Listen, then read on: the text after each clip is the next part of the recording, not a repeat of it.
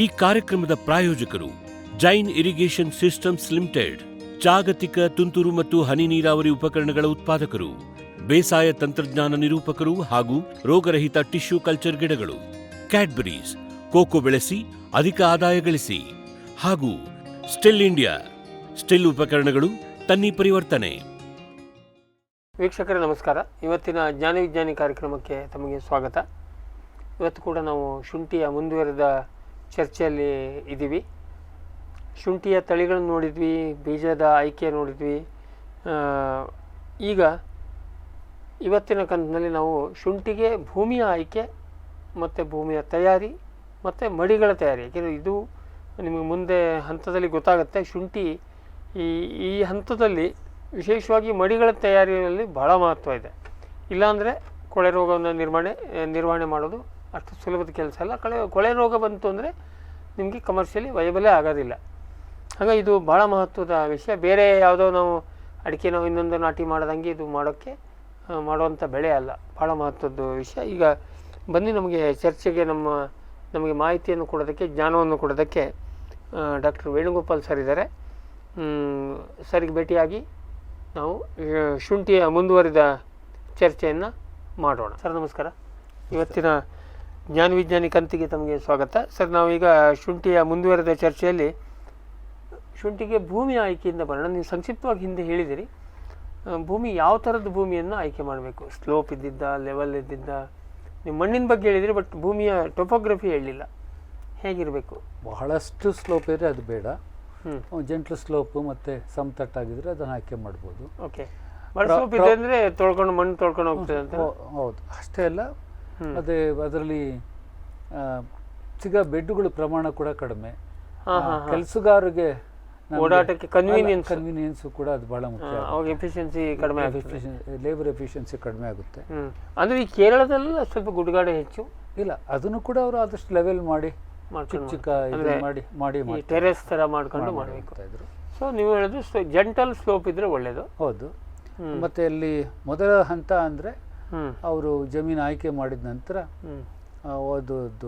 ಒಂದು ಸರ್ತಿ ಮಣ್ಣು ಮತ್ತು ನೀರಿಂದ ವಿಶ್ಲೇಷಣೆ ಮಾಡ್ಕೋಬೇಕು. ಮಾಡಿದ ನಂತರ ಅದಕ್ಕೆ ಮುಂದಿನ ನಾವು ಗೊಬ್ಬರ ಮತ್ತು ನೀರಿಂದು ಅಗತ್ಯತೆ ಎಲ್ಲ ವಿಶೇಷವಾಗಿ ಈಗ ಎಸಿಡಿಟಿ ಭಾಳ ಇದೆ ಅಂತಾದರೆ, ಹುಳಿ ಮಣ್ಣು ಅಂತಾದರೆ ಸುಣ್ಣ ಹಾಕಬೇಕು. ಅದನ್ನ ಹಾಕಬೇಕು. ಕಾಮನ್ ಆಯ್ಕೆ ಮಾಡಿದ ಜಾಗದಲ್ಲಿ ಒಂದು 3 ತಿಂಗಳಿಗೆ ಮೊದಲಾಗಿನೇ ಒಂದು ಯಾವುದನ್ನ ಹಸಿರೆಲೆ ಗೊಬ್ಬರ ಕೂಡ ದೈಂಚ ಆದರೂ ಆಗಲಿ, ಆಮೇಲೆ ಸೆಣಬಾದರೂ ಆಗಲಿ ಅದನ್ನು ನಾವು ಚೆಲ್ಲಬೇಕು. ಮತ್ತೆ ನಾವು ಈಗ ಸರ್ ಈಗ ನೀವು ಹೇಳಿದ್ರಿ ವರ್ಜಿನ್ ಸಾಯಿಲು ಎಲ್ಲ ಕಡೆ ಏನು ಸಿಗೋದಿಲ್ಲ. ಭತ್ತದ ಗದ್ದೆ ಆದರೂ ಓಕೆನಾ? ಭತ್ತದ ಗದ್ದೆ ಕೂಡ ಯಾವ ರೋಗನೂ ಉಳಿದಿರೋದಿಲ್ಲ. ಕಾಲುವೆ ವ್ಯವಸ್ಥೆ ಸರಿ ಇರಬೇಕು. ಓಕೆ, ಭತ್ತದಲ್ಲಿ ನೀರು ನಿಲ್ಲಿಸಿದ್ದಕ್ಕೆ ಇದೆಲ್ಲ ಒಂದು ಭಾಳ ಮುಖ್ಯ. ಭತ್ತ ಬೆಳೆಯೋ ಜಾಗ ಸ್ವಲ್ಪ ಎಲಿವೇಶನ್ ಚೆನ್ನಾಗಿದ್ರೆ, ಎತ್ತರದಲ್ಲಿದ್ದರೆ, ನೀರು ಪ್ರವಾಹ ಬರ್ದಂಗೆ ನೀರು ಒಳಗಡೆ ಸೇರ್ತಾ ಇದ್ದರೆ ಎವ್ರಿ ಆಲ್ಟರ್ನೇಟ್ ಇಯರ್ ನಾವು ಭತ್ತದ ಗದ್ದೆ ಬಳಸ್ಬೋದು. ಯಾಕಂದ್ರೆ ಒಂದು ಸರ್ತಿ ನೀರು ನಿಂತರೆ ಎಲ್ಲ ರೋಗಾಣು ಯಾವುದೂ ಇರೋದಿಲ್ಲ, ರೋಗಾಣುದಲ್ಲಿ ಇರೋದಿಲ್ಲ.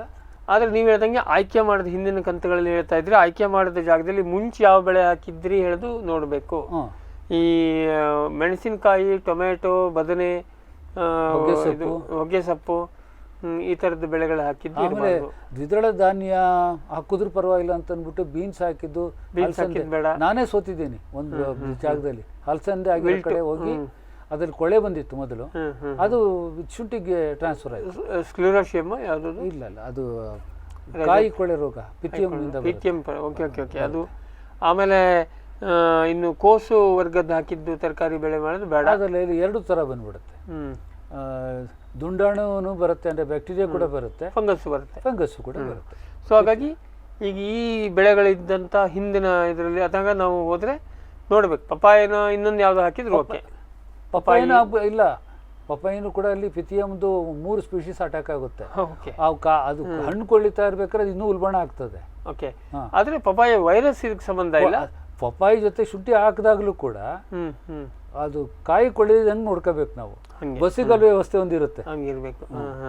ಸೊ ಒಟ್ಟಾರೆಯಾಗಿ ಭತ್ತದ ಗದ್ದೆ ಯಾರು ಪರವಾಗಿಲ್ಲ, ಆದರೆ ಎತ್ತರದಲ್ಲಿ ಇರಬೇಕು, ನೀರು ನುಗ್ಗುವಂಗಿರ್ಬಾರ್ದು, ನೀರನ್ನು ಹರಿದು ಬಿಡುವಂಗೆ ಇರಬೇಕು. ಜೆಂಟಲ್ ಸ್ಲೋಪ್ ಇದ್ರೆ ಒಳ್ಳೇದು, ಲೆವೆಲ್ ಇದ್ರೂ ಪರವಾಗಿಲ್ಲ, ನೀರು ಆಚೆ ಹೋಗುವಂಗೆ ಇರಬೇಕು. ಅದಕ್ಕೆ ಮುಂಚೆ ಆಗಲೇ ಹೇಳಿದೆ, ನಾವು ಹಸಿರೆಲೆ ಗೊಬ್ಬರದ ಗಿಡ ಹಾಕಿ ಒಂದು 2 ತಿಂಗಳಾದ್ಮೇಲೆ ಅದನ್ನು ಮತ್ತೆ ಮಣ್ಣಲ್ಲಿ ಮಿಕ್ಸ್ ಮಾಡೋದು, ಇದು ರೋಟೋವೇಟ್ರಿಂದ ಮಣ್ಣಲ್ಲಿ ಮಿಕ್ಸ್ ಮಾಡ್ಕೊಳ್ಬೇಕು. ಮತ್ತು 3 ಬಾರಿ ಉಳುಮೆ ಆಗಬೇಕು. ಒಂದು ಮತ್ತೆ ಡಿಸ್ಕ್ ಫ್ಲೋಯಿಂಗ್ ಆದರೂ ಆಗಲಿ, ಬೇರೆ ಯಾವುದರಲ್ಲಿ ಡೀಪ್ ಫ್ಲೋಯಿಂಗ್ ಆಗಬೇಕು. ಮತ್ತು ನಂತರ 2 ಸರ್ತಿ ಕಲ್ಟಿವೇಟ್ರಿಂದ ನಾವು ಹ್ಯಾರೋಯಿಂಗ್ ಅದರಲ್ಲಿ ಮಣ್ಣು ಪುಡಿ ಆಗಬೇಕು. ಆಮೇಲೆ ನಂತರ ನಾವು ಬೆಡ್ ಪ್ರಿಪೇರ್ ಮಾಡ್ಲಿಕ್ಕೆ ಶುರು ಮಾಡಬೇಕು. ಸೊ ಇಲ್ಲಿ ಬೆಡ್ ಪ್ರಿಪೇರ್ ಮಾಡ್ಲಿಕ್ಕೆ ಮೊದಲು ನಾವು ಲ್ಯಾಂಡ್ ಪ್ರಿಪೇರ್ ಮಾಡಬೇಕಾದ್ರೆ ಅದು ಕೊಟ್ಟಿಗೆ ಗೊಬ್ಬರ ಸೇರಿಸ್ಬೇಕಾಗುತ್ತೆ. ಒಂದು ಮಾಮೂಲಿ ನಾವು ಸಮಗ್ರ ಪದ್ಧತಿ ಆದರೆ ಒಂದು 10 ರಿಂದ 12 ಟನ್ ಕೊಟ್ಟಿಗೆ ಗೊಬ್ಬರ ಬೇಕು. ಪೂರ್ತಿ 4 ತಿಂಗಳು ಹಳೆದಾದ ಕೊಟ್ಟಿಗೆ ಗೊಬ್ಬರ ಬೇಕು. ಕೋಳಿ ಗೊಬ್ಬರ ಹಾಕೋದಾದ್ರೆ ನಮಗೆ 3 ರಿಂದ 4 ಟನ್ ಬೇಕಾಗುತ್ತೆ. ಕೋಳಿ ಗೊಬ್ಬರ ಹಾಕ್ಬೋದು. ಅದು ಕೋಳಿ ಗೊಬ್ಬರದಲ್ಲಿ ಭಾಳ ಚೆನ್ನಾಗಿ ರೆಸ್ಪಾನ್ಸ್ ಸಿಗುತ್ತೆ, ಅತಿ ದೃಢವಾಗಿ. ಮತ್ತು ಎರೆ ಗೊಬ್ಬರ ನೀವು ಹಾಕೋದಾದ್ರೆ 60 ದಿವಸದ ನಂತರ ಹಾಕಿ. ಮೊದಲು ಕೊಟ್ಟಿಗೆ ಗೊಬ್ಬರ ಹಾಕಿ ಎರೆ ಗೊಬ್ಬರ ಅದಾಗಲೇ ಅದು ಅವೈಲಬಲ್ ಫಾರ್ಮಿಗೆ ಬಂದ್ಬಿಟ್ಟಿರುತ್ತೆ, ಕರೆಕ್ಟ್ ಇರುತ್ತೆ, ಅದು ರೆಡಿ ಸಿಗುತ್ತೆ. ನ್ಯೂಟ್ರಿಯೆಂಟ್ಸ್ ಇವೆಲ್ಲ ಏನು ಕೇಳಿದ್ರೆ ಒಂಥರ ಅನ್ಡಿಕಂಪೋಸ್ಡ್ ಸೂಕ್ಷ್ಮ ರೀತಿಯಲ್ಲಿ ನೋಡಿದ್ರೆ, ಹಾಗಾಗಿ ಮೊದಲೇ ಹಾಕಿದ್ರೆ ಅನುಕೂಲ. ಆಮೇಲೆ ನಾವು ಬೇವಿನ ಹಿಂಡಿ ಹಾಕ್ತೀನಿ ಅಂತಂದ್ರೆ ಪೂರ್ಣ ಪ್ರಮಾಣ ಹಾಕೋದು ಬೇಡ. ಅದು ಗುಂಡಿಗೆ ನೀರು ನಾವು ಅಲ್ಲಲ್ಲೇ ಹಾಕ್ತೀವಿ. ಮತ್ತೆ 60 ಅಥವಾ 90 ದಿವಸದ ನಂತರ ಉಳಿದ ಬೇವಿನ ಹಿಂಡಿ ಹಾಕಿದ್ರೆ ಇನ್ನೂ ಅನುಕೂಲ ಆಗುತ್ತೆ. ಅಲ್ಲ, ಆ ಬುಡ ಸುತ್ತು ನಾವು ಹಾಕೊಂಡು ಹೋಗ್ತೀವಿ. ಅದು ಹೆಚ್ಚು ಇಫೆಕ್ಟಿವ್. ಯಾಕೆ ನೀವು ಏಕದಮ್ ಟನ್ ಬೇರು ಎಲೆ ಇಲ್ಲದ ಟೈಮಲ್ಲಿ ನಾವು ಬೇವಿನ ಹಿಂಡಿ ಹಾಕಿರ್ತೀವಿ ಮೊಳಕೆ. ಅದು ಅಲ್ಲಾಗಲೇ ತಾಳುಗಳು ಬಂದಿರುತ್ತೆ. ಅದ್ರ ಏನು ಅಂಶಗಳು ಉತ್ತಮ ಅಂಶ ಉಂಟು ಅದು ನಾವು ಇದು ಉಪಯೋಗಿಸೋದಕ್ಕೆ 60 ಅಥವಾ 90 ದಿವಸದ ಮಧ್ಯದಲ್ಲಿ ನಾವು ಬೇವಿನ ಹಿಂಡಿ ಹಾಕೊಂಡ್ರೆ ಅದು ಇನ್ನೂ ಅನುಕೂಲ. ಕೊಟ್ಟಿಗೆ ಗೊಬ್ಬರ, ಕೋಳಿ ಗೊಬ್ಬರ ಮಾತ್ರ ನೀವು ಮಣ್ಣು ತಯಾರಿ ಮಾಡುವಾಗ ಹಾಕೋದು ಕರೆಕ್ಟ್. ಮತ್ತೆ ನಂತರ ಶಿಫಾರಸು ಮಾಡಿದವರ ಗೊಬ್ಬರದ ನಾನು ಈಗ ಹೇಳೋದಿಲ್ಲ, ಆದರೆ ಬಹಳ ಮುಖ್ಯವಾದ್ದು ರಂಜಕದ್ದು ಪೂರ್ಣ ಪ್ರಮಾಣದಲ್ಲಿ ಹಾಕ್ಬಿಡ್ತೀವಿ ನಾವು. ಸಿಂಗಲ್ ಸೂಪರ್ ಫಾಸ್ಫೇಟ್ ನಾವು ಹಾಕೋದಾದ್ರೆ ಅದು pH ಚೆನ್ನಾಗಿದೆ ಅಂತ ಅಂದ್ಕೊಳ್ಳಿ, ಲೈಟ್ 6 ಇದೆ ಅಂತ ನಾವು ತಿಳ್ಕೊಳ್ಳಿ. ಅವಾಗ SSP ಹಾಕ್ತೀವಿ. SSP ಎಷ್ಟು ಹಾಕ್ತೀವಿ ಅಂತಂದ್ರೆ 3 ಮೂಟೆ 150 kg 150 kg ಅಂತಂದ್ರೆ ಅದರಲ್ಲಿ ಸಾಧಾರಣ 24 kg ಅಷ್ಟು, ಅದೇ 16% ಇರುತ್ತೆ ಅದರಲ್ಲಿ. ಅದನ್ನು ಬೇಕಾದ್ರೆ ನಾವು 200 kg ವರೆಗೂ ಹೋಗ್ಬೋದು SSP-ನ. ಅವಾಗ 16 32 64 kg 64 kg ಅಲ್ಲ, 100 kg 32 kg ವರೆಗೂ ಅಲ್ಲಿಗೆ ನಾವು ಮೊದಲನೇ ಹಾಕಿರ್ತೀವಿ. ನಂತರ ಅದನ್ನ ಬೆಡ್ ಮಾಡಕ್ಕೆ ಬಿಟ್ಬಿಡ್ಬೇಕು. ಆಮೇಲೆ ಬೇಡ. ಈಗ ಈ ಹಂತದಲ್ಲಿ ನೀವು ಬೆಡ್ ಮಾಡಿದ್ಮೇಲೆ ಕೊಡ್ತೀರಿ, ಸೂಕ್ಷ್ಮಾಣು ಜೀವಿಗಳನ್ನಿದ್ರೆ ಆಮೇಲೆ ಕೊಡೋದು? ಇಲ್ಲ, ಅದು ಸೂಕ್ಷ್ಮಾಣು ಜೀವಿ ನಂತರ ಕೊಡ್ತೀವಿ. ನಂತರ ಈಗ ನೀವು ಇಷ್ಟು ಮಾಡಿ ಇದನ್ನ ಹಸಿರೆಲೆ ಗೊಬ್ಬರ ಎಲ್ಲ ಮುಗ್ಗೊಡೋದು ಎಲ್ಲ ಮಾಡ್ಕೊಂಡು ಮಾಡಿ 3 ಬಾರಿ ಉಳುಮೆ ಮಾಡಿ ಸಿಂಗಲ್ ಸೂಪರ್ ಫಾಸ್ಫೇಟ್ ಮಾತ್ರ. ಕೋಳಿ ಗೊಬ್ಬರ ಎಸಿಡಿಟಿ ನೀವೆಲ್ಲ ಹೆವಿ ರೇನ್ಫಾಲ್ ಏರಿಯಾದಲ್ಲಿ ಎಸಿಡಿಕ್ ಸಾಯಿಲ್ ಇರುತ್ತೆ, ಅಲ್ಲಿ ರಾಕ್ ಫಾಸ್ಫೇಟ್ ಸಿಕ್ಕರೆ ಬಳಸ್ಬೋದಾ? ಬೇಡ, ಅದನ್ನ ನೇರ SSP-ಗೆ ಬರ್ತೀವಿ. ಇದು ಶಾರ್ಟ್ ಡ್ಯೂರೇಷನ್ ಕ್ರಾಪ್ ಆದ್ರಿಂದ ತಕ್ಷಣ ಅದು ರಿಲೀಸ್ ಆಗುತ್ತೆ. ಕರೆಕ್ಟ್. ಇದು ರಾಕ್ ಫಾಸ್ಫೇಟ್ ಬಿಡುಗಡೆ ಆದ್ರೆ ಕ್ರಾಪೇ ಮುಗಿದೋದ್ರೆ ಅಥವಾ ಬೆಳವಣಿಗೆ ಹಂತದಲ್ಲಿ ಸಿಗ್ಲಿಕ್ಕಿಲ್ಲ, ಅದೊಂದು ರಾಕ್ ಫಾಸ್ಫೇಟ್ ಬಳಕೆ ಬೇಡ. ಸಿಂಗಲ್ ಸೂಪರ್ ಫಾಸ್ಫೇಟ್ ಬರಲಿ. SSP ಸಿಗಲಿಲ್ಲ ಅಂದ್ರೆ ಇವರು DAP-ಗೆ ಹೋಗ್ಬೋದು, ಬಟ್ ಆಮೇಲೆ ಹೋಗ್ಬೇಕು. ಅವಾಗ ಇನ್ನೂ ಬೇರೆ ಬಂದಿಲ್ಲ, ಆ ಹಂತದಲ್ಲಿ ಬೇಡ, ಅದು ಏನಾದ್ರು ನಂತರ ಕೊಡ್ಬೇಕು. ಇದಿಷ್ಟು ಆದ ನಂತರ ಬೆಡ್ ಪ್ರಿಪೇರ್ ಮಾಡ್ತೀವಿ. ಬೆಡ್ಗೆ ಮಾಡೋದಕ್ಕೆ ಮೊದಲೇ ನಾವು ಕಾಲುವೆಗಳು ಮಾಡ್ಕೊಳ್ತೀವಿ. ತೋಟದ ಇದರ ಜಮೀನು ಸುತ್ತಲೂ 2.5 ಅಡಿ ಆಳದ್ದು ಬಸಿ ಕಾಲುವೆ ಇರಬೇಕು. ತಲೆಗಾಲುವೆ ಕಂಪಲ್ಸರಿ 2.5 ಅಡಿ ಆಳ. 2.5 ಆಳ. ಪ್ರತಿ 80 ಅಡಿ ಒಂದು ಬಸಿ ಕಾಲುವೆ ಬರಬೇಕು, ಆಳವಾದ್ದು 80 ಅಡಿ. ಆ ತಲೆಗಾಲುವೆಗೆ ಕನೆಕ್ಟ್ ಆಗಬೇಕು. ಅಂದ್ರೆ ಇದನ್ನ ನೀವು ಅಗೇನಿಸ್ಟ್ ಸ್ಲೋಪ್ ಮಾಡ್ತಿರೋ ಅಥವಾ ಅಲಾಂಗ್ ದಿ ಸ್ಲೋಪ್ ಕಾಲುವೆ? ಹಾಗೆ ಮಾಡೋದು ಬೇಡ. ಎಲ್ಲಿ ಜಲ ಉತ್ಪತ್ತಿ ಆಗುತ್ತೋ ನಾವು ಇಳಿಜಾರು ಗೊತ್ತಾಗುತ್ತೆ ಅವ್ರಿಗೆ, ಜೋಗು ಬರ. ಹಂಗಲ್ಲ ಸರ್, ಈಗ ಹಿಂಗೆ ಸ್ಲೋಪ್ ಇದೆ ಅಂತ ಆದ್ರೆ ಸ್ಲೋಪಿಗೆ ಹಿಂಗೆ ಮಾಡ್ತಿರೋ ಅಥವಾ ಅಡ್ಡಡ್ಡ ಮಾಡ್ತೀರಾ? ನಾವು ಅದಕ್ಕೆ ಕರೆಯೋದು ತಲೆ ಚರಂಡಿ ಮತ್ತೆ ಕೈ ಕಾಲು ಚರಂಡಿ ಅಂತ. ತಲೆ ಮೊದಲು ಪೂರ್ತಿ 2 ಹಂತದಲ್ಲಿ, ಮಧ್ಯದಲ್ಲಿ ಒಂದಿರುತ್ತೆ. ಮಧ್ಯದಲ್ಲಿ ಬೆಡ್ ಮಾಡಬೇಕಾದ್ರೆ ಬೆಡ್ ಯಾವಾಗಲೂ 18-20 ಅಡಿಗೆ ಒಂದೊಂದು ಕಾಲುವೆ ಕೊಟ್ಕೊಳ್ತೀವಿ. ಅದು ಒಂದು ಕಾಲುವೆ 1.5 ಅಡಿ ಆಳದ್ದು ಕಾಲುವೆ ಇರುತ್ತೆ. ಪ್ರತಿ 20 ಅಡಿಗೆ ಅಲ್ಲಿಗೆ ನಮಗೆ ಸಿಗೋದು, ಅಲ್ಲಿ 1 ಅಡಿ ಕಳೆದ್ರೆ ಇಲ್ಲೊಂದು ಅಡಿ, 2 ಅಡಿ 20 ಅಡಿ ಮಧ್ಯದಲ್ಲಿ ಬರುತ್ತೆ. 20 ಅಡಿ ಮಧ್ಯ ಇರುತ್ತೆ. 20 ಅಡಿ 3 ಅಡಿ ಅಷ್ಟು 20 ಅಡಿ ಉದ್ದ 3 ಅಡಿ ಆಗಲು ಬೆಡ್ಗಳು ಆಗುತ್ತೆ. ಅಂದ್ರೆ ಅಲ್ಲಿಗೆ ಮತ್ತೆ ಪ್ರತಿ ಬೆಡ್ ಮಧ್ಯದಲ್ಲಿ 1 ಅಡಿ ಬಿಡ್ತೀರಾ? ಒಂದು ಕಾಲು 1.5 ಅಡಿ ಹೋಗುತ್ತೆ. ಪ್ರತಿ ಬೆಡ್ ಆದಮೇಲೆ 1.5 ಅಡಿ ಕಾಲುವೆ ಕೊಡಲೇಬೇಕು ಹಂಗೆ ಮಾಡ್ಕೊಂಡು ಹೋಗ್ಬೇಕು. ಅದೇ ಹಾಗೆ ಮಾಡಬೇಕು. ಮತ್ತು ಹಾಗೆ ನಂತರ ನಾವು ಪೈಪ್ ಲೈನ್ಗಳು ಹಾಕ್ಕೊಳ್ತೀವಿ. ಪೈಪ್ ಲೈನ್ ಕೂಡ ಅಷ್ಟೇ ಹೇಗೆ ಡಿಸೈನ್ ಮಾಡ್ತಾರೆ ಇಲ್ಲಿ. ಹೌದು ಸರ್, ಅದಕ್ಕಿಂತ ಮೊದಲೇ ಈಗ ನೀವು ಕಾಲುವೆ ಮಾಡೋದು ಹೇಳಿದ್ರಿ, ಬೆಡ್ದು ಅದು ಆಟೋಮೆಟಿಕ್ ಕಾಲುವೆ ಮಾಡಿದಾಗ ಬೆಡ್ ಆಗ್ತದೆ. ಬೆಡ್ನ ರೇಸ್ಡ್ ಬೆಡ್ಗಳು ಮತ್ತೆ ಅಬೋವ್ ಗ್ರೌಂಡ್ ಮಾಡ್ತೀರಾ ಹೆಂಗೆ, ಅಥವಾ ಕಾಲುವೆ ಮಣ್ಣೆಲ್ಲ ತೆಗೆದು ಮೇಲೆ ಹಾಕ್ತೀರಿ? ಇಲ್ಲ, ಅದನ್ನು ಮಾಡಿರ್ತೀವಿ. ಅದು 3 ಹಂತದಲ್ಲಿ ಮಣ್ಣು ಕೂಡ ಏರಿಸ್ಕೊಳ್ತೀವಿ ನಾವು. ಅದು ಮಿನಿಮಮ್ ಅದು 1 ಕಾಲು 1.5 ಅಡಿ ಆಳ ಇರುತ್ತೆ ಬೆಡ್ ಅಂದ್ರೆ ಅಷ್ಟು ಡೆಪ್ತ್ ಹೈಟ್ ಬರುತ್ತೆ. ಅದು ಹೆಚ್ಚು ಮಳೆ ಬೀಳೋ ಜಾಗದಲ್ಲಿ, ಸಾಧಾರಣ ಮಳೆ ಬೀಳೋ ಜಾಗದಲ್ಲಿ 1 ಅಡಿ ಕಾಲುವೆ ಸಾಕು. 1 ಅಡಿ ಕಾಲುವೆ ಆದಾಗ ಅದು ಸ್ವಾಭಾವಿಕ ಮೇಲಿನ ಬೆಡ್ ಬಂದಿರುತ್ತೆ, ರೈಸ್ಡ್ ಬೆಡ್ ಆಗುತ್ತೆ. ಮತ್ತೆ ಕಾಲುವೆ ಮಣ್ಣನ್ನೇ ತೆಗೆದು ಬೆಡ್ ಹಾಕಿರ್ತೀವಿ ನಂತರ ದಿವಸ ಟೈಮಲ್ಲಿ. ಮತ್ತೆ ಅದರ ನಂತರ ಪೈಪ್ಗಳು ಹಾಕೊಳ್ತೀವಿ. ಪೈಪ್ ಹೇಗೆ ಜೋಡಿಸ್ತೇವೆ ಅಂತಂದ್ರೆ, ಒಂದು 2 ಇಂಚಿಂದು ಪೈಪ್ ಲೈನ್ ಬಂದಿರುತ್ತೆ, ಮೇಯ್ನು 2 ಅಥವಾ 2.5 ಇಂಚಿಂದು. ಅಲ್ಲಿಂದ 1.5 ಇಂಚಿಂದು ಪೈಪ್ ಲೈನ್ ಬರುತ್ತೆ. ಅದಕ್ಕೆ ನೆಕ್ಸ್ಟ್ ಲೀಡರ್ಗೆ ಒಂದು ವ್ಯಾಲ್ವ್ ಕೊಟ್ಕೊಂಡು 1 ಇಂಚಿನ ಪೈಪ್ ಹೋಗುತ್ತೆ. 1 ಇಂಚಿನ ಪೈಪಲ್ಲಿ ಪ್ರತಿ 12 ಅಡಿ ಇಂಟರ್ವಲಲ್ಲಿ ಒಂದು ಗೇಟ್ ವಾಲಿಂದ ಇನ್ನೊಂದು ಗೇಟ್ ವಾಲಿಗೆ 20 ಅಡಿ ಡಿಫ್ರೆನ್ಸು. ಮತ್ತು ಒಂದು ಸ್ಪ್ರಿಂಕ್ಲರ್ ಟೀಯಿಂದ ಇನ್ನೊಂದಕ್ಕೆ 18 ಅಡಿ, 20-18 ಅಡಿ ಇದರಲ್ಲಿ ನಾವು ರೈಸ್ಡ್ ಇದು ಹಾಕೊಳ್ತೀವಿ. ಅದಕ್ಕೆ ನಾವು 1 ಇಂಚಿಗೆ ಅರ್ಧ ಇಂಚು ಕೊಟ್ಕೊಳ್ತೀವಿ. ಮೇಲ್ಗಡೆ ಕೊಡೋದು ಮಿನಿ ಸ್ಪ್ರಿಂಕ್ಲರ್ ಅಥವಾ ಬಟರ್ಫ್ಲೈ ಸ್ಪ್ರಿಂಕ್ಲರ್ ಬೇಗ ಆಗುತ್ತೆ. ನೀರು ಕಡಿಮೆ ಇದ್ದು ತುಂಬ ಟೈಮು ನಾವು ಮಾಡೋದಾದ್ರೆ ಮಿನಿ ಸ್ಪ್ರಿಂಕ್ಲರ್ ತಗೊಳ್ತೆ. ಅದೊಂಥರ ಮಿಸ್ಟರ್ ಥರ ಪೂರ್ತಿ ಕವರ್ ಆಗುತ್ತೆ. ಅದರಲ್ಲಿ ಸಿಕ್ಕಾಪಟ್ಟೆ ವೆರೈಟಿಗಳಿದೆ. ಈಗ ನಾವು ಯಾವುದೋ ಜೈನ್ ಕಂಪನಿ ಅಂತ ಸ್ಟ್ಯಾಂಡರ್ಡ್ ಕಂಪನಿ ಹಾಕೋಬಹುದು. ಅದು ಎಲ್ಲ ಕಡೆನೂ ನೀರು ಬೀಳಬೇಕು. ಗಾಳಿ ಎಷ್ಟೇ ತೀವ್ರತೆ ಇದ್ರೂ ಕೂಡ ಅದು ಒಂದು ಸ್ಪ್ರಿಂಕ್ಲರ್ ಇನ್ನೊಂದು ಸ್ಪ್ರಿಂಕ್ಲರ್ದು ಹನಿ ಓವರ್ಲ್ಯಾಪ್ ಆಗ್ತಾ ಇರುತ್ತೆ. ಪೂರ್ತಿ ಒಂದು 20 ನಿಮಿಷ ನಾವು ಓಡಿಸಿದ್ರು ಪೂರ್ತಿ ಎಲ್ಲ ಕಡೆ ಬೆಟ್ಟಾಗಬೇಕು. ಸೊ ಈಗ ಒಂದು ಜೆಟ್ಟಿಂದ ಒಂದು ಜೆಟ್ಟಿಗೆ ಎಷ್ಟು ಗ್ಯಾಪ್ ಕೊಟ್ಟಂಗಾಯ್ತು? ಜೆಟ್ಟಿಂದ ಜೆಟ್ಟಿಗೆ 18 ಲೈನಿಂದ ಲೈನ್ಗೆ 20 18-20 ಅಷ್ಟಕ್ಕೆ ಕವರ್ ಆಗ್ತದೆ. ಎಲ್ಲ ಕವರ್ ಆಗ್ತದೆ. ಮತ್ತೆ ಈಗೆಲ್ಲ ಬೇರೆ ಬೇರೆ ಸೈಜಿನ ಬಂದಿದೆ, ನಮಗೆ ಹೆಂಗೆ ಬೇಕಾ ಹಂಗೆ ಮಾಡ್ಕೋಬೋದು. ಇದು ಕಂಫರ್ಟಬಲ್. ಮತ್ತು ಹಾಗೇನೆ ಕೆಲವರು 1 ಇಂಚು ಬದಲಾಗಿ 18 mm ಪೈಪ್ ಕೂಡ ಹಾಕೊಳ್ತಾರೆ. ಅದು ಹಾಕೊಳ್ಬೋದು. ಅದರಲ್ಲಿ ಒಂದು ಪ್ರಾಬ್ಲಮ್ ಇದೆ, ನಾವು ಎಷ್ಟು ಫ್ಲವರ್ಸ್ ಇಡ್ತೀವಿ ಆ ಲೈನ್ ಅದು ಮುಖ್ಯ. 8 ಇದ್ರೆ ಆ ಪೈಪ್ ಸಾಕು. 12 ನಾವು ಫ್ಲವರ್ಸ್ ಇಡ್ತೀವಿ ಅಂತಂದ್ರೆ 1 ಇಂಚ್ ಪೈಪ್ ಲೈನೇ ಹೋಗ್ಬೇಕು. ನೀರಿನ ಪ್ರೆಷರ್ ಸಾಕಾಗೋದಿಲ್ಲ. ಅದೆಲ್ಲ ಅವರು ನೋಡ್ಕೊಂಡು. ಬಟ್ ಇದು ನೀರಿನ ವ್ಯವಸ್ಥೆ ಮೊದಲೇ ಮಾಡಬೇಕಾಗುತ್ತೆ. ಯಾಕಂದ್ರೆ ಇವರು ಏಪ್ರಿಲ್ದಲ್ಲೇ ನಾಟಿ ಮಾಡ್ತಾರೆ. ನೀವು ಅಲ್ಲಿಂದ ಮಳೆಗಾಲ ಬರುವಲ್ಲಿವರೆಗೆ ಸುಮಾರು ನೀವು ನೀರಾವರಿ ಕೊಡಲೇಬೇಕಾಗುತ್ತೆ. ಇಲ್ಲ ಅಷ್ಟೊಳಗಾಗಲೇ ನಾಟಿ ಮಾಡಕ್ ಮೊದಲೇನೆ ನಾವು 3 ದಿವಸ ನೀರು ಕಂಟಿನ್ಯೂಸ್ ಆಗಿ ತಂಪು ಮಾಡ್ಕೊಂಡೇ ಕೊಟ್ಕೊಂಡು ಹೋಗೋದು. ಸೊ ಬೇಸಿಗೆನಲ್ಲೇ ನಾಟಿ ಮಾಡೋದಕ್ಕೆ ನೀವು ಮೊದಲೇ ಬೆಡ್ ಮಾಡಿದ ತಕ್ಷಣ ನೀರಾವರಿ ವ್ಯವಸ್ಥೆ ಮಾಡ್ಕೊಂಡೇ ಮುಂದೆ ಹೋಗಬೇಕು. ಯಾವ ಕಾರಣಕ್ಕೂ ಒಣ ಮಣ್ಣಲ್ಲಿ ಮೊಳಕೆ ಹೊಡೆದಿದ್ದ ಬೀಜನ ನಾವು ಹಾಕಬಾರ್ದು. ಈಗ ಹೌದು, ನೀವು ಓಕೆ, ಈಗ ನಾಟಿ ಕಾಲ ಕರ್ನಾಟಕದ ಮಟ್ಟಿಗೆ ಫೆಬ್ರವರಿಯಿಂದ ಶುರುವಾಗ್ತದೆ. ಫೆಬ್ರವರಿ ಕೊನೆ ವಾರದಿಂದ ಅತಿ ಹೆಚ್ಚು ನಾಟಿ ಆಗೋದು ಮಾರ್ಚಲ್ಲಿ. ಕೆಲವೊಮ್ಮೆ ಈ ವರ್ಷದ ಮಳೆದಲ್ಲಿ ಮೇನಲ್ಲೇ ಮುಗಿಸಿರಕ್ಕೆ ಸಾಧ್ಯ ಆಯ್ತು.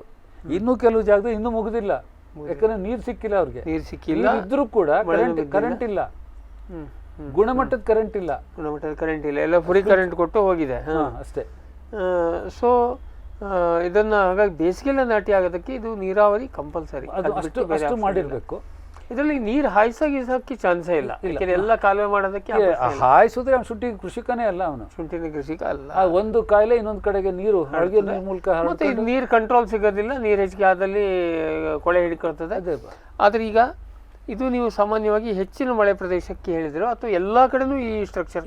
ಎಲ್ಲಾ ಕಡೆ ಈ ಸ್ಟ್ರಕ್ಚರ್. ಮಳೆ ಆಶ್ರಿತವಾದ್ರೆ bed preparation common, pipeline ಮಾತ್ರ ಅದು ಆಪ್ಷನಲ್ ಅಷ್ಟೇ.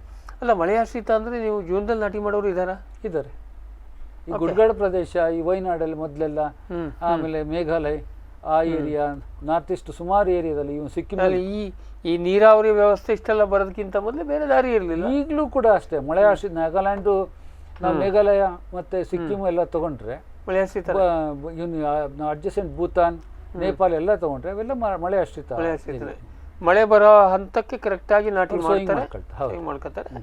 ಅದು ಮಳೆ ಬಂದಾಗ ಚಿಗುರ್ಕೊಂಡು ಹೋಗ್ತದೆ. ಹೌದು. ಈ ಇಂಟೆನ್ಸಿವ್ ಕಲ್ಟಿವೇಶನ್ ಬಂದಾಗಿಂದ ಇದೆಲ್ಲ ಸಿಸ್ಟಮ್ ಡೆವಲಪ್ ಚೇಂಜ್ ಆಯಿತು.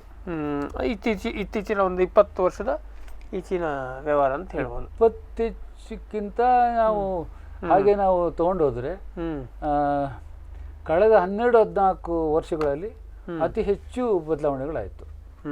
ಅಲ್ಲಿ ಈ ಸಿಸ್ಟಮ್ಗಳಲ್ಲೂ ಬಹಳ ಬದಲಾವಣೆಗಳು ಬಂತು, ಮತ್ತೆ ತಿಳುವಳಿಕೆ ಕೂಡ ಜಾಸ್ತಿ ಬಂತು, ಮತ್ತೆ ಖರ್ಚು ಮಾಡಿ ದುಡ್ಡು ತೆಗೆಯುವಂಥ ಕೆಪಾಸಿಟಿ ಬಂತು, ಇನ್ವೆಸ್ಟ್ಮೆಂಟ್ ಬಂತು. ಈಗ ಅದರಲ್ಲಿ ಗೆಸ್ಟೇಷನ್ ಪೀರಿಯಡ್ ಇಲ್ಲಲ್ಲ, ಹಾಕಿ ದುಡ್ಡು 10 ತಿಂಗಳಲ್ಲೇ ವಾಪಸ್ ಬರುತ್ತೆ. ಎಲ್ಲ ಸ್ಪೈಸಸ್ ರೇಟ್ ಸಿಕ್ಕರೆ ಇಳುವರಿ ಬಂದ್ರೆ ಅತಿ ಕಡಿಮೆ ಟೈಮಲ್ಲಿ ಹೆಚ್ಚು ಲಾಭ ಇರೋದು ಬೆಳೆ ಅಂದರೆ ನಾವು ಶುಂಠಿ ಬೆಳೆ. ಶುಂಠಿ ಹೆಚ್ಚು ಲಾಭ ಅಥವಾ ಹೆಚ್ಚು ಕಳ್ಕೊಳ್ಳೋದು ಎರಡು ಇರುತ್ತೆ.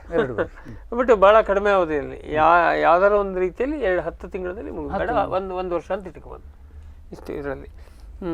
ಸೊ ಇದರಲ್ಲಿ ಸರ್ ಬೆಡ್ಡು ನಲ್ಲಿ ನೀವು ಮತ್ತಿನ್ನೇನಾದ್ರು ಈ ಉತ್ತರ ದಕ್ಷಿಣ ಹಿಂಗೆ ನೋಡೋದಿದೆಯಾ ಅಥವಾ ಅಲ್ಲಿ ಗ್ರೇಡಿಯಂಟ್ ಹೇಗಿದೆ ನೋಡ್ಕೊಂಡು ಮಾಡೋದು, ಆ ಥರ ಏನಾದ್ರು ವ್ಯತ್ಯಾಸ? ಗ್ರೇಡಿಯಂಟ್ ನೋಡ್ಕೊಂಡೇ ಮಾಡೋದು. ಒಂದೇ ಪ್ಲಾಟಲ್ಲೇ ಬೇಕಾದರೆ ಬೆಡ್ಗಳು ಓರಿಯೆಂಟೇಷನ್ ಭಾಳಷ್ಟು ಚೇಂಜ್ ಆಗಿಬಿಡುತ್ತೆ ಒಂದೇ ಪ್ಲಾಟಲ್ಲಿ. ಅದರಲ್ಲಿ ಸ್ಲೋಪು ಉತ್ತರ ಇದು ದಕ್ಷಿಣಕ್ಕೆ ಇರ್ಬೋದು, ದಕ್ಷಿಣ ಉತ್ತರಕ್ಕೆ ಇರ್ಬೋದು. ಸ್ಲೋಪು ಒಂದು ಭಾಗ ಆ ಥರ ಇದ್ದು ಒಂದು ಕಡೆ ಪೂರ್ವದ ಕಡೆ ಇರ್ಬೋದು. ಸ್ಲೋಪ್ ಹೆಂಗಿದೆಯಾ ಹಂಗೆ ಮಾಡೋ ಆ ಥರ ಅವ್ರ ಬೆಡ್ಗಳನ್ನ ಅಲೈನ್ ಮಾಡ್ತಾರೆ. ಇಲ್ಲಿ ಬಾಕಿ ಏನು ಪೂರ್ವ ಪಶ್ಚಿಮ ದಕ್ಷಿಣ ಉತ್ತರ ಆ ಥರ ಬರೋದಿಲ್ಲ. ಬಟ್ ಈ ಮೈದಾನ ಬಯಲುಸೀಮೆಯ ಪ್ರದೇಶದಲ್ಲಿ ಮಾತ್ರ ಓರಿಯೆಂಟೇಷನ್ ಎಲ್ಲ ಪಕ್ಕಾ ಇರುತ್ತೆ. ಯಾಕಂದರೆ ಅವ್ರಿಗೆ ಸಿಕ್ಕಿದ ಕಡೆ ಅವರು 2.5 ಅಡಿ ಅಳದ್ದು ಬೆಸಿಗಾಲುವೆ ಮಾಡೋಕ್ಕಾಗಲ್ಲ, ಆಪ್ಷನ್ಸ್ ಭಾಳ ಇರುತ್ತೆ. ಔಟ್ಲೆಟ್ ಕೂಡ ಕೊಡತ್ತಿಲ್ಲ, ಅದು ಕೂಡ ಭಾಳ ಕಡಿಮೆ ಇರುತ್ತೆ. ಹಾಗಾಗಿ ಎಲ್ಲ ಇಡೀ ಬಯಲು ಲೆವೆಲ್ ಎಲ್ಲ ಪೂರ್ತಿ ಆ ಲೆವೆಲ್ ಮಾಡೇನೆ ಅವರು ಬೆಸಿಗಾಲುವೆ ಎಲ್ಲ ಕೊಟ್ಕೊಂಡು ಹೋಗೋದು. ಓಕೆ. ಸೊ ಅಲ್ಲೂ ಅಗೇನ್ ಔಟ್ಲೆಟ್ ಹೆಂಗೆ ಹೋಗಿದೆ ಮುಖ್ಯ ಡ್ರೈನ್ ನೋಡ್ಕೊಂಡು ಅದಕ್ಕೆ ಕಾಲುವೆಗಳನ್ನ ಮಾಡ್ಕೊಳ್ತಾ. ಹೌದು. ಓಕೆ. ಸೊ ಇದರಲ್ಲಿ ಈಗ ನೀವು ನೋಡಿದಂತೆ ಈ ಭೂಮಿ ಸಿದ್ಧತೆ ಅಥವಾ ಈ ಬೆಡ್ ಪ್ರಿಪರೇಷನ್ನಲ್ಲಿ ಭಾಳ ಗಮನಿಸಬೇಕಾದ ಅಂಶ ಡೂಸ್ ಆ್ಯಂಡ್ ಡೋಂಟ್ಸ್ ಆ ಥರ ಏನೇ ಇದೆ? ಯಾಕೆಂದರೆ ಇದು ಅಲ್ಟಿಮೇಟ್ಲಿ ಬೆಳೆ ಸಕ್ಸಸ್ ಫೇಲ್ಯೂರ್ ಇದ್ರ ಮೇಲೆ ಭಾಳ ಮಹತ್ವ ಆಗುತ್ತೆ. ಇಲ್ಲಿ ಒಂದೇ ಒಂದು ಸೀಕ್ರೆಟ್ ಏನಂತಂದರೆ ಹೆಚ್ಚು ಮಳೆ ಆದಾಗ ಬಸ್ದು ಹೋಗ್ಬೇಕು. ಕೊಳೆ ಬಂದಾಗಲೂ ಕೂಡ ಅದು ಬೇರೆ ಬೇರೆ ಭಾಗಗಳಿಗೆ ಹರಡ್ದಂಗೆ ಅದು ನೀರಿನ ದಿಕ್ಕಿನಲ್ಲಿ ಆಚೆ ಹೊರಟೋಗ್ಬಿಡ್ಬೇಕು. ನಿಲ್ಲುವಂಥ ಯಾವ ಹಂತದಲ್ಲೂ ಕೂಡ ನೀರು ನಿಲ್ಬಾರ್ದು. ಬಟ್ ಇದು ಆಳದಲ್ಲಿರೋದಕ್ಕೆ ಈಗ ಸಣ್ಣ ಪುಟ್ಟ ಮಳೆ ನೀರು ಹಿಂಗಕ್ಕೆ ಹೋದ್ರೆ ಏನು ತಪ್ಪೇನಿಲ್ಲ. ಯಾಕಂದ್ರೆ ಈಗ ನಿಮಗೆ ಕೊಳೆ ರೋಗದ ಮಾತು ಬರೋದು ಎಲ್ಲಿಕ್ಕಿದ್ರೆ ಬೆಡ್ಡಿನ ಲೆವೆಲ್ಗೆ ನೀರು ಬಂದರೆ ಮಾತ್ರ. ಕಾಲುವೆಲ್ಲೆಲ್ಲೋ ಕೆಳಗಿದ್ರೆ ಏನು ತೊಂದರೆ? ಆಗ ನಾವು ಅನ್ಕೊಳ್ತೀವಿ ಅಲ್ಲಿ ಇದು ಸ್ಪ್ಲಾಶ್ ಸಿಡಿ ಹನಿ ಎಷ್ಟು ಎತ್ತರ ಎಷ್ಟು ದೂರ ಬೇಕಾದ್ರೆ ಹೋಗ್ಬೋದು ಗಾಳಿ ಜೊತೆಗೆ. ಮೋರೆವರ್ ಅದೇನಕ್ಕೆ ರಿಸ್ಕ್ ಹೋಗ್ಬೇಕು, ನೀರು ಆಚೆ ಹಾಕೋದು ಸೇಫ್. ನೀರು ಹೆಂಗೆ ಸದಿದ್ರೆ ಆಚೆ ಮಾಡ್ಕೊಳ್ಳಿ ಅಷ್ಟೇ. ಈ ನಿಮ್ಮ ಗೊಬ್ಬರ ತೊಳೆದೋಗುತ್ತೆ ಅದೆಲ್ಲ ಮರ್ತು ಬಿಡ್ಬೇಕು ನಾವು. ಬೆಡ್ ಮೇಲೆ ಹಾಕಿದ್ ಮಾತ್ರ ಸಿಗ್ಬೇಕು ಗೊಬ್ಬರ.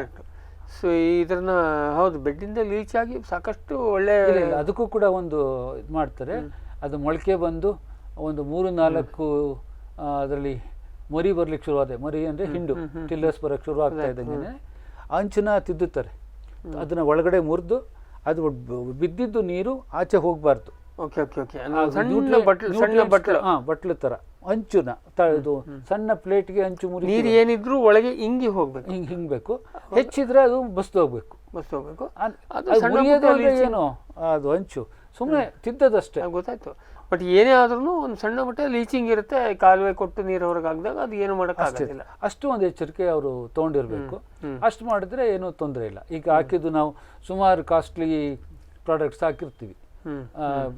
ಅಷ್ಟೊತ್ತಿಗಾಗಲೇ ಒಂದು ರೌಂಡ್ ಗೊಬ್ಬರ ನಾನು ಆಗ್ಲೇ ಹೇಳಿದೆ 3-4 ಮರಿ ಬರೋಕ್ಕೆ ಶುರು ಆಗ್ತಾ ಇದ್ದಂಗೆ ನಾವು ಅದು ಬೆಡ್ಡನ್ನ ತಿದ್ದುತ್ತೀವಿ. ಅಷ್ಟೊತ್ತಿಗಾಗಲೇ ಸುಮಾರು ನಾವು ಒಳಸುರಿ ಹಾಕಿ ನಾವು ಅದನ್ನು ಮ್ಯಾನೇಜ್ಮೆಂಟಿಗೆ ಆಮೇಲೆ ಬರೋಣ. ಸೊ ಈಗ ಬೆಡ್ ಪ್ರಿಪರೇಷನ್ನು ನಲ್ಲಿ ಮತ್ತಿನ್ನೇನು ಭಾರಿ ಸೀಕ್ರೆಟ್ಸ್ ಏನಿಲ್ಲ. ಬಟ್ ಈ ಕಾಲುವೆ ಕೊಡೋದು ಕಂಪಲ್ಸರಿ.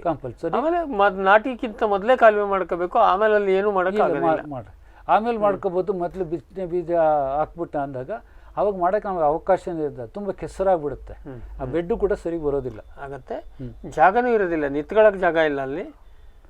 ಅಷ್ಟು ಕ್ಲೋಸ್ ಸ್ಪೇಸಿಂಗ್ ಇರೋದಕ್ಕೆ ಕೆಲಸ ಮಾಡೋಕ್ಕೆ ಕನ್ವೀನಿಯೆಂಟ್ ಅಲ್ಲ. ಹಂಗಾಗಿ ಏನೇ ಇದ್ರೂ ವ್ಯವಹಾರ ಮೊದಲೇ ಸ್ಟ್ರಕ್ಚರ್ ಎಲ್ಲ ಮೊದಲೇ ಮುಗಿಸ್ಕೋಬೇಕು ಮಾಡಬೇಕು. ಮತ್ತು ನಂತರ ಬಿತ್ತನೆ ಅದು ಹೋದಾಗ ಕೂಡ ನಾವು ಅದು 20 ಅಡಿನಲ್ಲಿ ಒಂದು 40 ಇಂದ 44ವರೆಗೂ ಕೂಡ ಆ ತೂತಗಳು ಬರಬೇಕು. ಅದನ್ನು ಮುಂದೆ ಹೋಗೋಣ ಸರ್. ಇಲ್ಲ, ಅದು ಯಾಕೆ ನಾನು ಹೇಳ್ತಾ ಇದ್ದೀನಿ ಅಂದರೆ ಬಿತ್ತನೆ ಮಾಡಿದ ನಂತರ ತರಗಾಗ್ತೀವಿ. ತರಗಾಗದ ನಂತರ ಕೂಡ ಅದು ಬೆಡ್ ಮಧ್ಯೆ ಇರೋ ಮಣ್ಣನ್ನು ತೆಗೆದು ನಾವು ಹುಲ್ಲು ಮುಚ್ಚುತ್ತೀವಿ. ಏನು ತರಗು ಇದೆಯಲ್ಲ ಅವಾಗ ಮತ್ತೆ ಸ್ವಲ್ಪ ಹಾಳಾಗುತ್ತೆ. ಆಳ ಅಂದ್ರೆ ಈ 1.5 ಅಡಿ ಆಳ ಮೊದಲೇ ಮಾಡಿರ್ತೀವಿ, ಮತ್ತು ಇನ್ನು ಸ್ವಲ್ಪ ಆಮೇಲೆ ತಿದ್ದುತ್ತೀವಿ, ಮತ್ತೆ ಆ ಮಣ್ಣನ್ನು ತೆಗೆದು ಅದು ಮೇಲ್ಗಡೆ ಮುಚ್ಚಿಕೊಳ್ತೀವಿ.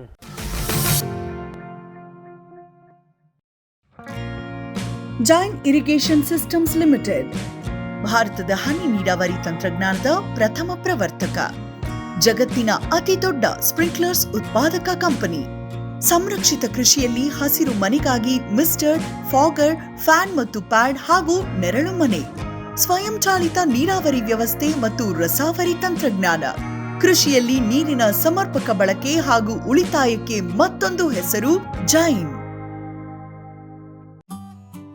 ಕ್ಯಾಡ್ಬರಿ ಚಾಕೊಲೇಟಿನ ಮೂಲ ಅಂಶ ಕೋಕೋ. ನಿಮ್ಮ ಆದಾಯ ದ್ವಿಗುಣಕ್ಕೆ ಕೋಕೋ ಒಂದು ಉತ್ತಮ ಬೆಳೆ. ಅಂತರ ಬೆಳೆ, ಏಕ ಬೆಳೆಯಾಗಿ ಕರ್ನಾಟಕದೆಲ್ಲೆಡೆ ಕೋಕೋ ಬೆಳೆಯಬಹುದು. ಹೈಬ್ರಿಡ್ F1 ಗಿಡಗಳ ಪೂರೈಕೆ ಮತ್ತು ಕೋಕೋ ಬೀಜ ಖರೀದಿ ಕ್ಯಾಡ್ಬರಿಯಿಂದ. ಲಕ್ಷಾಂತರ ಎಕರೆ ಬೆಳೆ ವಿಸ್ತರಣೆಗೆ ಇದೇ ಅವಕಾಶ. ಈ ಸದಾವಕಾಶವನ್ನ ಸದ್ಬಳಕೆ ಮಾಡಿಕೊಳ್ಳಿ.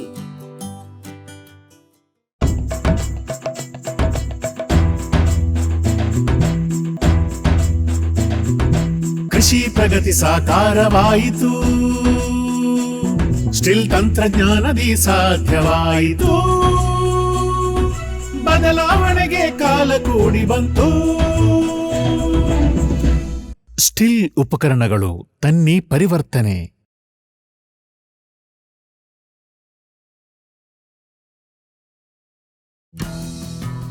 ಜೈನ್ಸ್ ಜಗತ್ತಿನ ಅತಿದೊಡ್ಡ ಅಂಗಾಂಶ ಕೃಷಿ ಪ್ರಯೋಗಾಲಯ ಹಾಗೂ ಟಿಸಿ ಗಿಡಗಳ ಉತ್ಪಾದಕರು.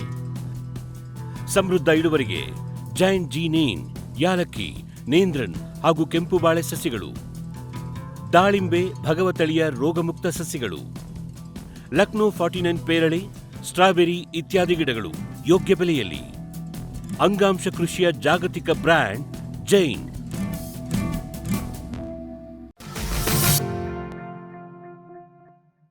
ಸರ್, ಈಗ ನಾವು ಬಿತ್ತನೆಯ ವಿಷಯಕ್ಕೆ ಬರೋದ ಮೊದಲೇ ಬೀಜೋಪಚಾರ, ಸೀಡ್ ಟ್ರೀಟ್ಮೆಂಟ್ ಬಗ್ಗೆ ನೋಡೋಣ.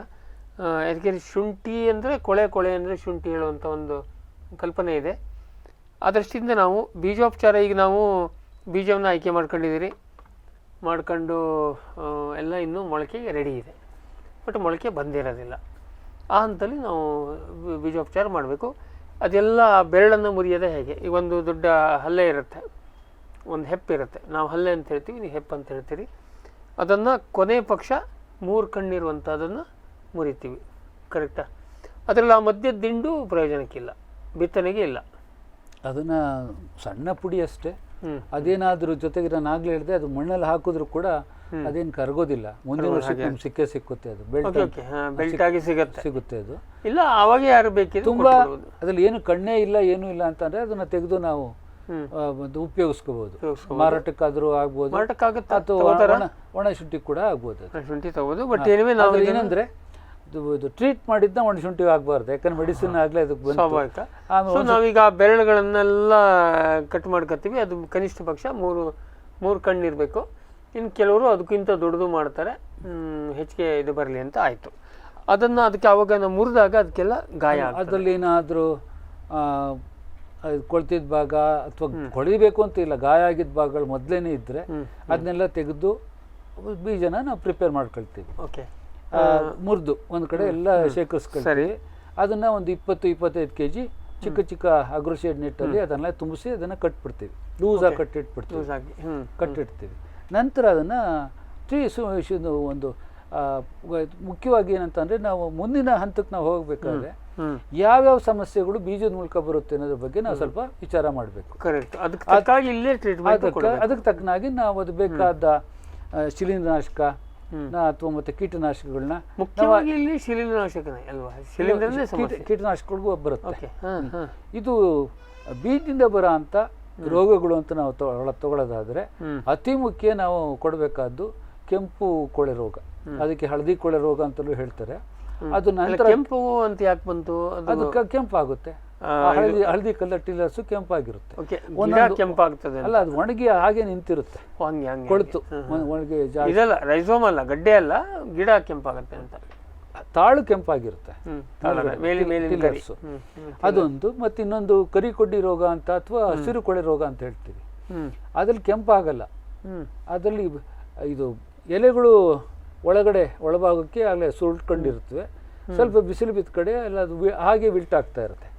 ಅದು ಕೆಂಪಾಗಿ ಕಾಣೋದಿಲ್ಲ, ಹಸಿರಾಗಿ ಇರುತ್ತೆ. ಅದು ರಾಸ್ಟೋನಿಯಾ. ಇದು ಒಳಗಿನ ಸುಳಿ ಕೊಡ್ತಾ ಗೊತ್ತಾ, ಅದು ಕೊಳ್ತಿರುತ್ತೆ. ಅದು ಆ ಥರ ಬಾಡಬೇಕಾದ್ರೆ, ಎಲೆ ಬಾಡಬೇಕಾದ್ರೆ ಮುಖ್ಯವಾಗಿ ಅದ್ರ ಬೇಕಾದ ನೀರಿನ ಕಾಲು ಚೋಕಾಗಿರುತ್ತೆ, ಬ್ಯಾಕ್ಟೀರಿಯಾ ಮಲ್ಟಿಪ್ಲೈ ಆಗಿ. ಇಲ್ಲ, ಅದು ರಾಲ್ಸ್ಟೋನಿಯಾ ಸೊಲನೇಶಿಯರಮ್. ಇನ್ನು ಕೆಂಪು ಕೊಳೆ ರೋಗದ್ದು ಪಿಥಿಯಮಿಂದ, 3 ಸ್ಪೀಶೀಸ್ ಪಿಥಿಯಮಿಂದ ಬರುತ್ತೆ. ಪಿಥಿಯಂ ಎಕ್ಸಾನ್ಸು, ಗ್ರಾಮಿನಿಕೋಲಮ್, ಈರಿಯೋಟೈಲಮ್, ಹೀಗೆ. ಫೈಟೋಪ್ತರಾ ಇಲ್ವಾ? ಇಲ್ಲ, ಫೈಟೋಪ್ತರಾ ಇಲ್ಲ. ಅದೇ ಅಣ್ಣ ತಮ್ಮ ಪಿಥಿಯಮ್. ಅಂದ್ರೆ ಇದು ಫೈಟೋಪ್ತರಾ ಗಾಳಿ ಮೂಲಕನೂ ಹರಡ್ಬೋದು, ಪಿಥಿಯಂ ಏನಿದ್ರು ನೀರು ಮೂಲಕ ಹರಡ್ಬೋದು. ನೀರು ಮೂಲಕ, ಮಣ್ಣಲ್ಲಿ ಗೆಡ್ಡೆ ಬೇರುಗಳ ಸಂಪರ್ಕದಿಂದ, ಮಣ್ಣಿನ ಮೂಲಕ. ಫೈಟೋಪ್ತರಾ ಇಲ್ಲ, ಪಿಥಿಯಂ. ಇವೆಲ್ಲ soil based fungus, soil based problem ಇರುತ್ತೆ. ಏನಾಗಿರ್ಲಿ ಒಟ್ಟಿನಲ್ಲಿ ಇದು ಪಿಥಿಯಮು ಅದೇನಾದ್ರು ಬಂದರೆ ಮಾತ್ರ ಅದು ಪೈತ್ಯನೇ. ಮಲಯಾಳಿಗಳಿಗೆ ಪೈತ್ಯ ಅಂದರೆ ಹುಚ್ಚು. ಹಂಗೆ ಅಂದರೆ ಬಂದ ತಕ್ಷಣ ಅವನಿಗೆ ಆ ಥರ ಆಗ್ಬಿಡುತ್ತೆ. ಪಿಥಿಯಮು ಪೈತ್ಯಂ ಹಂಗೆ ಹಂಗೆ ಹಾಗೆ ನಾವು ತಿಳ್ಕೊಂಡ್ರೆ ನಾವೀಗ ಅದು ರೋಗಕ್ಕೂ ಆಮೇಲೆ ಹೋಗೋಣ. ಅಂದರೆ ಇಲ್ಲ, ಇದೆಲ್ಲ ಬರತ್ತಕ್ಕೆ ಇನ್ನೂ ಒಂದಿದೆ ಅದರ ಜೊತೆಗೆ. ನೆಮಟೋಡ್ ಕೂಡ ಕಂಟಾಮಿನೇಷನ್ ಆಗಿ ಬರ್ಬೋದು, ಎಲೆ ಚುಕ್ಕಿ ರೋಗ ಕೂಡ ರೈಸೋಮ್ ಜೊತೆ ಕಂಟಾಮಿನೇಷನ್ ಆಗಿ ಬರ್ಬೋದು. ಮತ್ತು ಅದರಲ್ಲಿ ಇನ್ನೊಂದಿದೆ, ಒಂದು ರೈಸೋಮ್ ಬೋರರ್ ಅಂದ್ಬಿಟ್ಟು ಒಂದು ಸೇರ್ಕೊಂಡಿರುತ್ತೆ, ವೈರ್ ವರ್ಮ್ ಅಂತ ಕೂಡ ಸೇರ್ಕೊಂಡಿರುತ್ತೆ. ಅಂದ್ರೆ ಏನು ವೈರ್ ತರ ಒಳಗಡೆ ಸಣ್ಣದ ತೆಳುವಾಗಿರುತ್ತೆ, ಒಳಗಡೆ ಕೊರಿತಾ ಇರುತ್ತೆ. ಮತ್ತು ಇದ್ರ ಜೊತೆಗೆ ಇನ್ನೊಂದು ಸೋಲಾನ್ದು ಹೆಸರು ತಗೊಂಡ್ವಿ, ಹಿಮಾಚಲ್ ಪ್ರದೇಶ. ಕೊಳೆ ಇದು ಶೀತ, ಇದು ಎತ್ತರ ಎಲಿವೇಶನ್ ಜಾಸ್ತಿ ಇರೋ ಜಾಗದಲ್ಲಿ ಎಲ್ಲೋಸ್ ಅಂತ ಬರುತ್ತೆ, ಹಳದಿ ಆಗಿರುತ್ತೆ. ಅದು ಗೆಡ್ಡೆ ಕೊಳ್ತಿರಲ್ಲ, ಆದರೆ ಹಳದಿ ಆಗಿರುತ್ತೆ, ಯಾವುದಕ್ಕೂ ರೆಸ್ಪಾಂಡ್ ಮಾಡೋದಿಲ್ಲ. ಗಡ್ಡೆನೇ ಹಳದಿ ಆಗಿರುತ್ತೆ. ಅಲ್ಲ, ಇದು ಅದು ಫ್ಯುಸೇರಿಯಂ ಅಂತ ಒಂದು ಫಂಗಸ್ ಇಂದ ಬರುತ್ತೆ. ಅದು ಕಾಮನ್ ಆಗಿ ಫ್ಯುಸೇರಿಯಂ ಎಲ್ಲೋಸ್ ಅಂತ ಹೇಳ್ತಾರೆ, ಜೊತೆಗೆ ಬೆಲ್ಲದ ಕಾಯಿಲೆ ಕೂಡ ಅಂತ ಹೇಳ್ತಾರೆ. ಬೆಲ್ಲದ ಕಾಯಿಲೆ ಅಂದ್ರೆ ಬೆಲ್ಲದ ಕಲರ್ ಬರುತ್ತೆ ಅಂತ ಅಲ್ಲ, ಒಳಗಡೆ ಅದು ಮೂರದ ಕಡೆ ಸ್ವಲ್ಪ ಊಸಿಂಗ್ ಬರುತ್ತೆ. ಹಂಗೆ ಬೆಲ್ಲದ ಕಾಯಿಲೆ ಕೂಡ. ಫ್ಯುಸೇರಿಯಂ ಬಹುತೇಕ ಸುಮಾರು ನಿಮ್ಮ ಸೊಲ್ನೇಷಿಯಸ್ ಕ್ರಾಪ್ ನಲ್ಲಿ ಫ್ಯುಸೇರಿಯಂ ಇದೆ, ಅದರಲ್ಲಿ ಇದೆ, ತೊಗರಿಲಿ ಇದೆ, ಸುಮಾರಷ್ಟು ಬೇರು ಕೊಳಿಸುವಂತ ಹಲವಾರು ಇದೆ. ಅದು ಬಹಳ ಸ್ವಲ್ಪ ಟಫ್ ಪ್ಯಾಥೋಜನ್ ಫ್ಯುಸೇರಿಯಂ ಆಕ್ಸಿಸ್ಪೋರಮ್. ಅದು ಇದು ಬರುತ್ತೆ, ಶುಗರ್ ಕೇನ್ ಅಲ್ಲಿ ಬರುತ್ತೆ, ಫ್ಯುಸೇರಿಯಂ ಸ್ಪೀಶೀಸ್. ತೊಗರಿಲ್ ಬರುತ್ತೆ. ಮತ್ತೆ ಎಲ್ಲಾ tough soil fungus. Early damping of ಅಲ್ಲಿ ಇನ್ವೇರಿಯಬ್ಲಿ ಪಿಥಿಯಂ ಇರುತ್ತೆ, ತಪ್ಪು ಫ್ಯುಸೇರಿಯಂ ಇರುತ್ತೆ. ನೆಕ್ಸ್ಟ್ ಸ್ಕ್ಲಿರೋಶಿಯಂ, ನಮ್ಮ ಕಾಫಿಯಿಂದ ಹಿಡಿದು ಬರುತ್ತೆ. ಸ್ಕ್ಲಿರೋಶಿಯಂ ಕೂಡ ಅದು ಬರುತ್ತೆ. ರೈಸೋಪ್ಟೋನಿಯಾ ಕಡೆ ಇನ್ನೊಂದು ಬರುತ್ತೆ. ಇದು ಸ್ಕ್ಲಿರೋಶಿಯಂ ಅಪರೂಪಕ್ಕೆ ಬರುತ್ತೆ ನಮಗೆ. ಇದ್ರದ್ದು ಪಿಥಿಯಂ ಕಾಮನ್, ಮತ್ತೆ ಇವು ಕಾಮನ್. ಇದೆಲ್ಲದಕ್ಕೂ ನೀವು ಸೀಡ್ ಟ್ರೀಟ್ಮೆಂಟ್ ಅಲ್ಲಿ ಒಂದು ಪರಿಹಾರವನ್ನು ಮೊದಲು ಅದಕ್ಕೆ ನಾವು ಆಯ್ಕೆ ಮಾಡ್ಕೊಳ್ತೀವಿ. ಏನಂದ್ರೆ ಒಂದು ಶಿಲೀಂಧ್ರನಾಶಕ ಇರಬೇಕು, ಒಂದು ಕೀಟನಾಶಕ ಇರಬೇಕು, ಒಂದು ದುಂಡಾಣು ನಾಶಕ ಅಂದ್ರೆ ಬ್ಯಾಕ್ಟೀರಿಯಾ, ಅದನ್ನು ಸೇರಿಸ್ಕೊಳ್ತೀವಿ. ಬ್ಯಾಕ್ಟೀರಿಯಲ್ ರೋಟು ಇದೆಯಾ? ಅದೇ ರೆಸೋಪ್ಟೋನಿಯಾ, ಕರಿಕಡ್ಡಿ ರೋಗ ಅಂತ ಹೇಳಿದ್ರಲ್ಲ, ಕರಿಕಡ್ಡಿ ರೋಗ. ಅದು ರೋಗ ಲಕ್ಷಣ ಅಂತಂದ್ರೆ ಒಳಗಡೆ ಅದನ್ನು ತೆಗೆದ್ರೆ ಸ್ವಲ್ಪ ಸ್ಲೈಮ್ ತರ ಈಚೆ ಬರುತ್ತೆ. ಕಡ್ಡಿ ತೆಗೆದು ನೀರಲ್ಲಿಟ್ಟರೆ ಒಂದು ಮಜ್ಜಿಗೆ ತರ ಅದರಲ್ಲಿ ಊಸ್ ಬರುತ್ತೆ. ಅದು ಬ್ಯಾಕ್ಟೀರಿಯಲ್ ಗ್ರೋತ್ ಅಲ್ಲ, ಬ್ಯಾಕ್ಟೀರಿಯಿಂದ ಒಂಥರ ಸಿರಿಂಜಲ್ಲಿ ಹೊಡೆದಾಗೆ ಅದ್ರ ಒಳಗಡೆಯಿಂದ ನೀರಿಗೆ ಬರ್ತಾ ಇರುತ್ತೆ, ಅದು ಮುಖ್ಯ.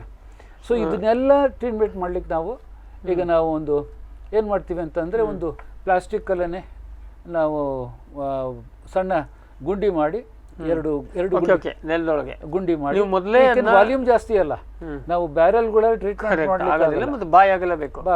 ಈಗ ನೀವು ಬೀಜವನ್ನೆಲ್ಲ ಶೇಡ್ ನೆಟ್ಟಲ್ಲಿ ಕಟ್ಟಿರ್ತೀರಿ, ಗಂಟಲ್ಲ, ಚೀಲ 25-30 kg ಚೀಲಗಳು ಮಾಡಿಟ್ಟಿರ್ತೀವಿ, ಲೂಸಾಗಿ ಕಟ್ಟಿಟ್ಟಿರ್ತೀವಿ.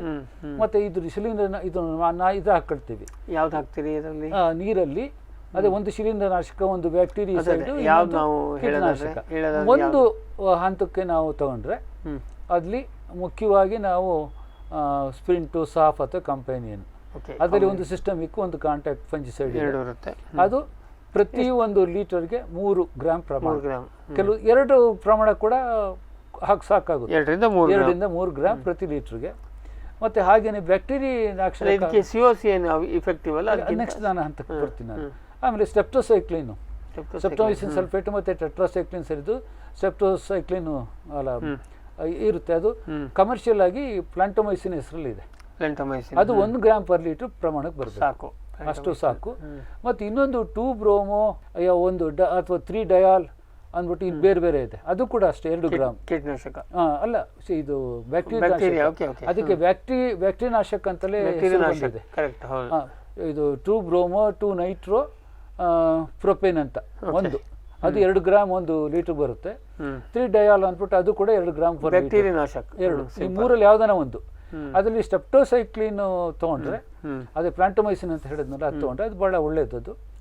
1 ಗ್ರಾಮ್ ಸಾಕು. ಮಿಕೋವು ಕೂಡ ಅಷ್ಟೇ 1 ಗ್ರಾಮ್ ಸಾಕು. ಮತ್ತೆ 2 ml ಅಷ್ಟು ಕ್ವಿನಾಲ್ಫಾಸ್ ಕೀಟನಾಶಕ.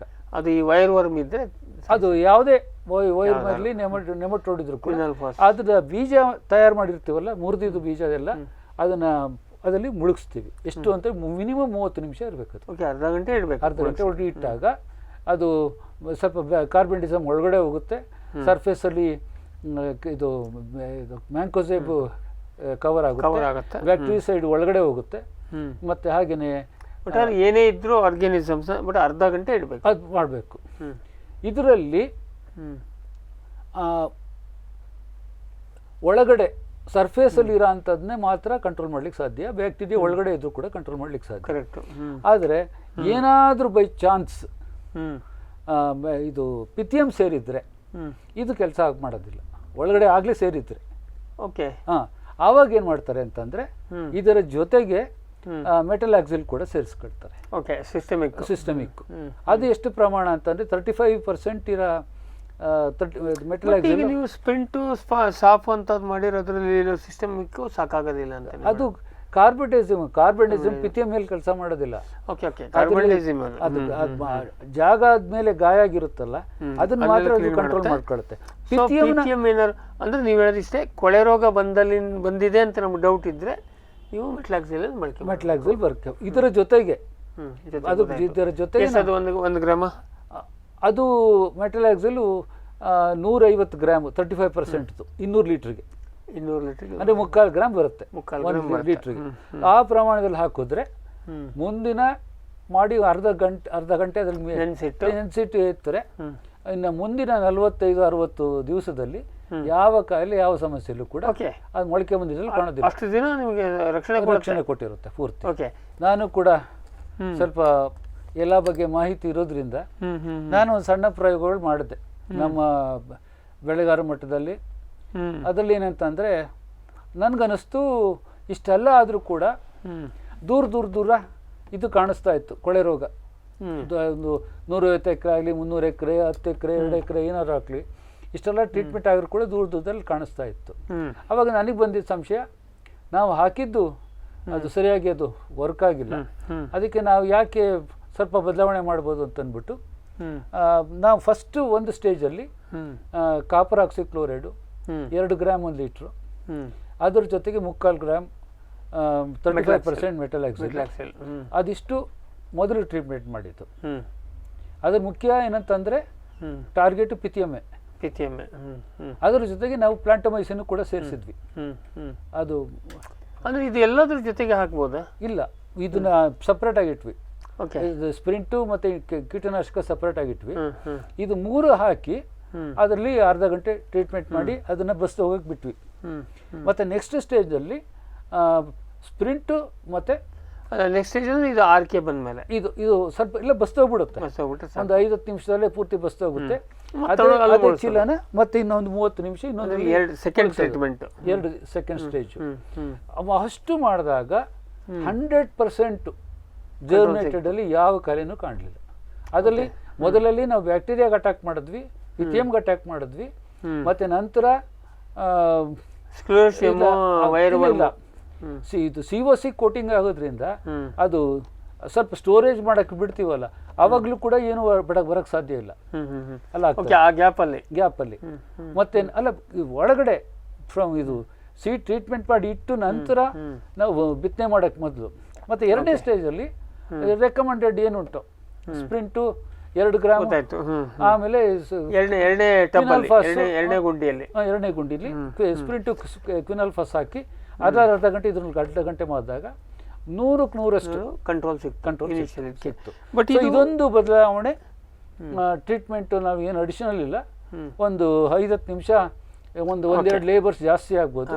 ಇದು ಮಾಡಿದ್ರೆ ಬೆಳೆಗಾರರಿಗೆ ಬಹಳಷ್ಟು. ಬಟ್ ಇಲ್ಲಿ ನೀವು ಬೀಜದಲ್ಲಿ ಬಂದಿದ್ದೆಲ್ಲ ಕಂಟ್ರೋಲ್ ಮಾಡಿದ್ರಿ, ಬೆಡ್ಡಲ್ಲಿ ಈಗಾಗಲೇ ಅದು ನಂತರ ಅದು ನಾವು ಯೋಚನೆ ಮಾಡಬೇಕು ನೀವು ಮುಂದಿನ ನಾಟಿಯಾಗಿ ಆದ್ಮೇಲೆ ನಂತರ. ಸೊ ಈಗ ಈ ಹಂತದಲ್ಲಿ ನಾವು ಇಷ್ಟೊಂದು ಕೆಮಿಕಲ್ಸ್ ಅನ್ನು ಟ್ರೀಟ್ಮೆಂಟ್ ಮಾಡೋದಕ್ಕೆ ಯಾವುದೇ ಸೂಕ್ಷ್ಮಾಣು ಜೀವಿಗಳನ್ನ ಬಳಕೆ ಈ ಹಂತದಲ್ಲಿ ಬೇಡ, ಇಲ್ಲಿ ಬರೋದು ಇಲ್ಲ.